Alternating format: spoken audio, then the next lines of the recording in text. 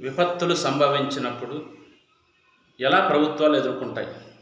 ఆ ప్రభుత్వాల మీద వస్తున్నటువంటి ప్రశంసలు లేదా విమర్శలు ఎలా ఉంటాయి చూద్దాం. ఉదాహరణకు ఆంధ్రప్రదేశ్లో ఈ మధ్య విజయవాడకు వరదలు రావడం జరిగింది. అయితే వరదలు అనేటివి మనకు చెప్పి వచ్చేటివి కాదు. వాతావరణ శాఖ ఒక్కొక్కసారి హెచ్చరికలు జారీ చేస్తూ ఉంటుంది. అయితే వాతావరణ శాఖ ఇచ్చిన నివేదిక ప్రకారం ఒక్కొక్కసారి వర్షం రావచ్చు, రాకపోవచ్చు. అయితే వర్షము ఎక్కువగా పై ప్రాంతాల్లో ఎక్కువ రావడం వల్ల బుడమేరుకున్నటువంటి గన్ల ద్వారా విజయవాడ ప్రాంతం మునిగిపోవడం జరిగింది. అయితే ఇది కావాల్సి ఎవరు చేసి ఉండరు. సరే, ఇలాంటి విపత్తులు వచ్చినప్పుడు ఉన్న ప్రభుత్వం ఏదైనా కావచ్చు, సహాయక చర్యలు చేపట్టడం కామన్గా ఉంటుంది. అయితే ఈ సహాయక చర్యలు చేపట్టేటప్పుడు అనవసరంగా ప్రతిపక్షాల మీద విమర్శలు చేయడం మంచిది కాదు. ఎందుకంటే మీరు ఎటూ సహాయం చేస్తున్నారు, మీరు మంచి చేస్తే ప్రజలు మిమ్మల్ని గుర్తుపెట్టుకుంటారు.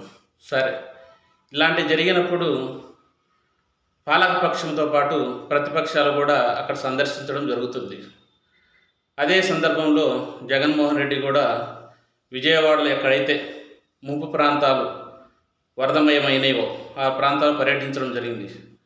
పర్యటిస్తూ కామన్గా ప్రతిపక్షం అంటే ప్రతిపక్ష హోదా లేదనుకో, ప్రజాపక్షం అనుకోవచ్చు, తను మాట్లాడుతూ సహాయక చర్యలు సరిగా లేవు, లేదా ప్రజలందరికీ వెంటనే పరిహారం ఇవ్వాలి అనేటువంటి వ్యాఖ్యలు కామన్గా ఎవరైనా ప్రతిపక్షాలు లేదా ప్రజాపక్షం చేయడం కామన్. అయితే ఇక్కడ ఒకటి గుర్తుపెట్టుకోవాలి. మరుసటి రోజు చంద్రబాబు నాయుడు గారు మాట్లాడుతూ జగన్మోహన్ రెడ్డి ఎప్పుడైనా తన జీవితంలో విపత్తులను ఎదుర్కొన్నాడా అని ప్రశ్నించాడు.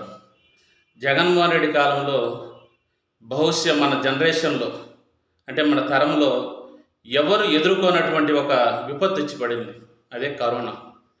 కరోనా అనేది ఒక రాష్ట్రానికో ఒక దేశానికో ఒక ఖండానికో వచ్చింది కాదు, అది మొత్తం భూప్రపంచమంతా గ్లోబల్ ఇష్యూగా మారిపోయింది. అలాంటి టైంలో జగన్మోహన్ రెడ్డి ఎదుర్కోలేదా? అలాంటి టైంలో అసలు మనకు ఎలా ఉన్నది? మనిషి కాలు తీసి బయట పెడితే ఇంట్లో నుంచి ఆ గాలి చోకితే మనం ఏమైపోతామో అనేటువంటి భయం ఉన్నది. అలాంటి టైంలో ఎదుర్కోవడం జరిగింది. సరే, ఎదుర్కోవడం అంటే స్టార్టింగ్ టైంలో కొన్ని స్ట్రబుల్స్, చిన్న చిన్న సమస్యలు ఉండొచ్చు, కానీ మెల్లమెల్లగా బాగానే ఎదుర్కొన్నారు.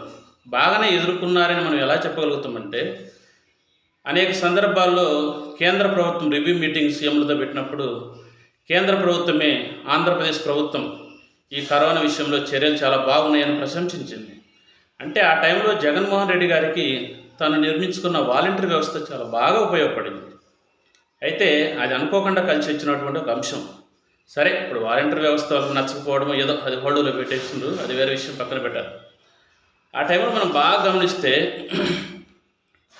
కేంద్ర ప్రభుత్వం నుంచి వ్యాక్సిన్లు కొంచెం తక్కువ మోతాదులో స్టార్ట్ కావడం జరిగింది. మెల్లమెల్లగా ప్రతి వ్యక్తికి వ్యాక్సిన్లు వేయడం కానీ ఇవన్నీ జరిగినాయి.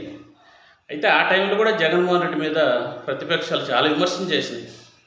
జగన్మోహన్ రెడ్డి గారు కరోనా గురించి ఒక విషయం చెప్తూ, ఇది ఇప్పటికి పోదు, దీంతో మన సహజీవనం చేయాల్సిందే అని తను వ్యాఖ్యానించడం జరిగింది. అయితే దాన్ని తప్పుపడుతూ కరోనాతో ఎవరైనా సహజీవనం చేస్తారా, కరోనా ఏమన్నా ఒక స్త్రీనా అని చాలామంది కామెంట్ చేశారు. కానీ ఏం జరిగింది? కరోనాతో కలిసి జీవించాల్సిన పరిస్థితులు మనకు ఏర్పడినాయి. ఎందుకంటే అది ఒక రోజులు పోలే, అటు ఇటు దాదాపు 1.5 సంవత్సరం రోజులు ఉండింది. అలాంటి విపత్కర పరిస్థితులలో ప్రతిపక్షాలు కామన్ విమర్శిస్తాయి. విమర్శించినంత మాత్రాన దాన్ని ఇంకొక రకం తీసుకోకూడదు. ఎందుకు అప్పుడున్న ప్రభుత్వం మంత్రులు కానీ ఎమ్మెల్యేలు చాలా విమర్శించారు.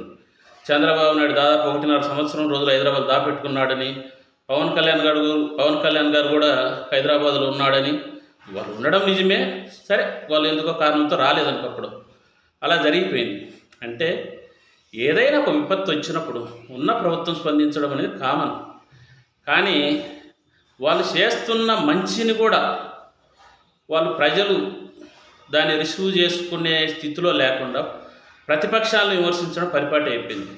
ఆ టైంలో జగన్మోహన్ రెడ్డి గారు బాగానే చేస్తుంటారు. ఎంత బాగా అంటే కరోనాను కూడా ఆరోగ్యశ్రీలో పెట్టి వాళ్ళందరికీ వైద్యం చేయడం జరిగింది. సరే, మెల్లమెల్లగా జనాలు ఇమ్యూనిటీ రావడం, వ్యాక్సిన్ల ప్రభావంతోనూ కారణం ఏదైనా కూడా కరోనా అనేది మెల్లమెల్ల తగ్గిపోవడం జరిగింది. అయితే ఇప్పుడు విజయవాడలో వచ్చినటువంటి వరదను చూస్తే అది బుడమేరుకు గండ్లు పడ్డం వల్ల వచ్చి ఉండొచ్చు. అయితే ఆ బుడమేరు అనేది జగన్మోహన్ రెడ్డి కాలంలో కట్టినటువంటి కాలవో సరే వాటెవర్ ఏదైనా అనుకోవచ్చు కాదు కదా. ఈ జగన్మోహన్ రెడ్డి అనే వ్యక్తి జస్ట్ 5 ఏళ్ళు మాత్రమే అధికారంలో ఉన్నాడు. మీరు దాదాపు ఈ టర్మ్తో కలిపి 4 టర్ములు అంటే 20 సంవత్సరాల పాటు మీరే అధికారంలో ఉన్నారు. అప్పుడు ఈ బుడమేరు లేదా? ఆ బుడమేరు అప్పుడు మీరు బాగు చేసి ఉండొచ్చు కదా. 2014 నుంచి 19 వరకు మీరే అధికారంలో ఉన్నారు. అలాంటప్పుడు ఆ బుడమేరు బాగా చేయొచ్చు కదా. ఇక్కడ మనం ఒక విషయం ఏంటంటే, ఇప్పుడున్నటువంటి నీటిపారుదల శాఖ మంత్రి నిమ్మల రామనాయుడు గారు బాగానే చేస్తున్నారు. ఆయన రెయిన్బౌల్లో అక్కడే ఉండి బాగా పర్యవేక్షిస్తూ ఆ గన్లను పూడ్చడం, మంచి మానిటరింగ్ చేస్తున్నారు. అదే టైంలో ప్రతిపక్షాలపై విమర్శలు చేయడం కరెక్ట్ కాదు. దీనికి కారణం ప్రతిపక్షాలు ఇంతకుముందు పట్టించుకోలేదని. పోనీ వాళ్ళు పట్టించుకోలేదు, మీరు పట్టించుకోండి. వాళ్ళు ఉన్నది 5 ఏళ్ళే కదా. మీరు దాదాపు చాలా కాలం నుంచి రాజకీయాలు చేస్తుండ్రు కదా. మీరు చేసింటే ఈ పరిస్థితి వచ్చిండేది కదా. కాబట్టి ఇక్కడ ఏంటంటే, ఏదైనా ఒక విపత్తు వచ్చినప్పుడు ఆ విపత్తు ఆ ఉన్న గవర్నమెంట్ అనేది ఎదుర్కోవడం కామన్. అయితే ఇక్కడ ఏంటంటే చిన్న సమస్యలు. ఇప్పుడు సపోజ్ వరద వచ్చిన వెంటనే మొత్తం నీళ్ళని తోడి బురదను తీసి జనాలన్నీ ఉన్నట్టు చేయలేరు. దానికి ఒక టైం పడుతుంది. సరే, దాంట్లో చిన్నవి వాళ్ళు మేము ఫస్ట్ ఆహారం అందించడం, డ్రోన్లు వినియోగించడం మంచిదే. మీరు కొత్త టెక్నాలజీ జనాలను కాపాడితే దానికి కాదనేది ఎవరు లేరు, మంచిదే. అదేవిధంగా అలాంటి చేస్తూ కూడా ప్రతిపక్షాలు మాట్లాడకూడదంటే ప్రజాస్వామ్యంలో అది కరెక్ట్ కాదు. అయితే ఇక్కడ ఏంటంటే, కనీసం ఇలాంటి విపత్తు సమయాల్లో ఒక బిస్కెట్ ప్యాకెట్ ఇచ్చిన వ్యక్తి కూడా నా దృష్టిలో కింగే. అందుకే నేను తమిళలో కరోనా కింగ్ ఎవరు, బురద బాద్షా ఎవరు అన్నారు. ఆ టైంలో జగన్మోహన్ రెడ్డి కరోనా కింగే అయింటే, మీరే టైంలో బురద అంటే అదే వరదలో మీరు బాగా ఆదుకున్నారు కాబట్టి మీరు బాద్షా. కాబట్టి ఇలాంటి విపత్తులు వచ్చినప్పుడు ఎవరు ఎక్కువ ఎవరు గొప్ప అనే కాదు. ఇలాంటి విపత్తుల్లో ఓన్లీ ప్రభుత్వాలే కాదు, స్వచ్ఛంద సంస్థలు, వ్యాపారవేత్తలు, వివిధ ప్రజలు, వివిధ ప్రజా సంఘాలు అందరూ సాయం చేస్తారు.